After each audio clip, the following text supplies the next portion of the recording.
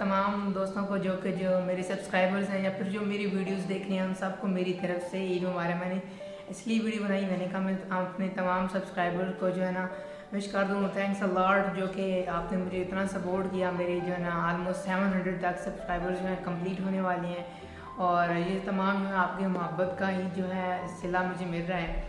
और मैं उम्मीद करूँगा आगे भी मुझे यानी आप ऐसे ही सपोर्ट करोगे और आप जो है ना मुझे मेरी वीडियोस को लाइक करेंगे। और जो है पाकिस्तान में जो रहते हैं या फिर इंडिया में या फिर जो कहीं भी रहते हैं, आप सबको जो है मुसलमानों को मेरी तरफ से जो है हैप्पी ईद मुबारक। बहुत ढेर सारी विशेस मेरे लिए कि आप जहाँ भी हैं अपनी फैमिली के साथ हैं या फिर आउट ऑफ कंट्री रहते हैं, अकेले रहते हैं, तो आपको जो है आप हमेशा खुश रहें। अपनी फैमिली के साथ हैं तो वहाँ अपनी फैमिली के साथ खुश रहें, अपने आप जो है लाइफ को एंजॉय करें।